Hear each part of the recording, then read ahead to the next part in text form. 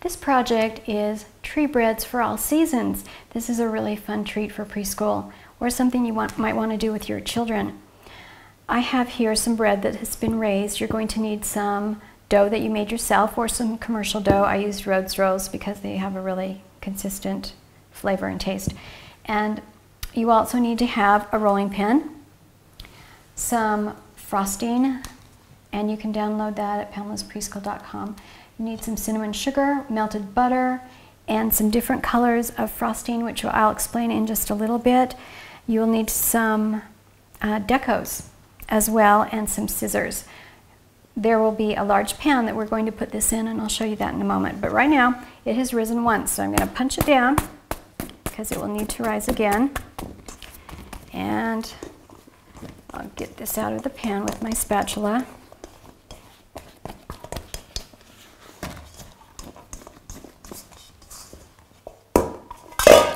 It's much flatter.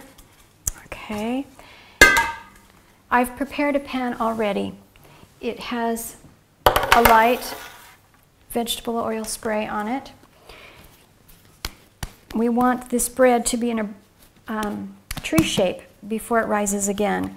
So I'm going to flatten it. It's got bubbles forming in there from the yeast.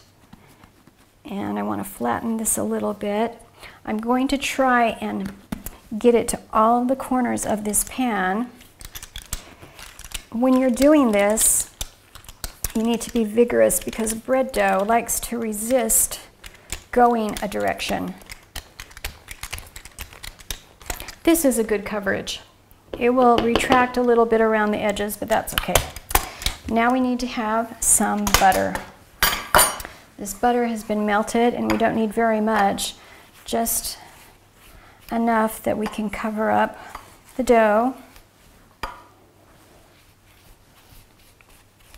This is on a cinnamon roll principle.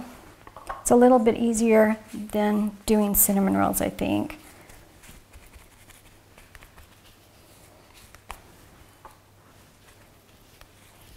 The melted butter is easier for the sugar to absorb into. You could also use butter that's not melted, but I prefer this method. So now I'm going to sprinkle on the cinnamon sugar. Now it's time to make the tree shape. So here's my center. I'm going to draw this side into the center like this, and it will make a triangle. And draw this side into the center. They're overlapping at the middle. That doesn't matter. You could spread them farther apart, squish them a little. If you would prefer to have a different shape, you can pull it down. This dough is really flexible. Let me show you. If at this point you wanted to go ahead and stretch it a little bit more, you could do that too. I'm going to pull mine down just a titch here. And it's time to make the base of the tree. I cut mine right through the center. I'm going to roll up that part that I've cut. Just cut it right there. And as you can see, that's what it will look like.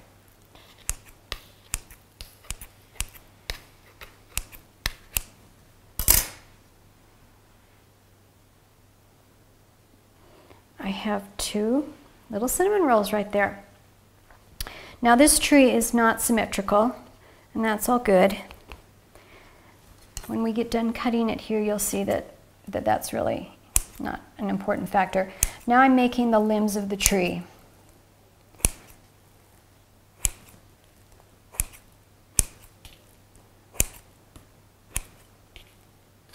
You can make as many of these as you want. I've found that the skinnier limbs are easier to form. I'll turn my pan so that this is at a good angle for me.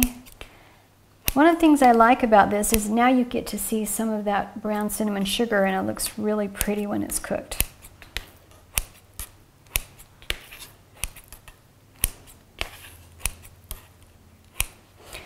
This is not covering thoroughly, but again, it's really not important. At the very end, it's going to be really delicious to eat. So we'll use a little license there and make that look good.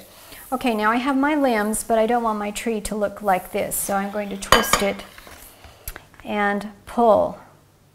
Sometimes when I do that, it detaches in the middle, and I think that's fun, so I like that look. But if you don't like that look, you can pinch it shut before you start the pulling process.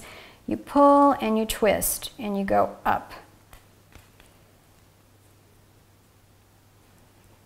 So here's my tree, and we'll just move it out a little bit like this. Okay, that will look really nice when it's risen. It will need to rise again for maybe an hour to double its size, and at that point you can go ahead and cook it and frost it. Let me show you some mini trees. Not all trees are this big. This is a fun size for eating in preschool. I'll show you one that's already finished. I made this bread a Christmas tree bread, and so I just put decorations on the snow-covered white frosting, and we can just pull pieces apart when we're having preschool for our snack. It's really fun for that season.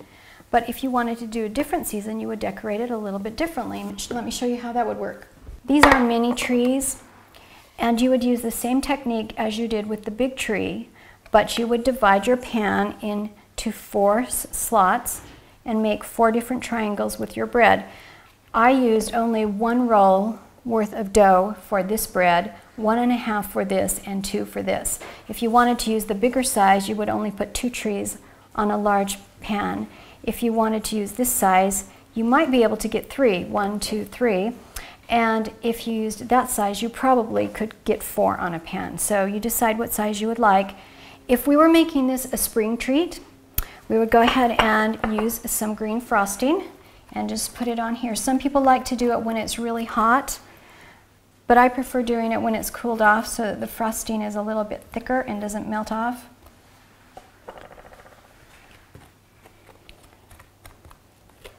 And we just put a little bit like that for springtime. But if it was for summer, then I would go ahead and stick some flowers on my tree.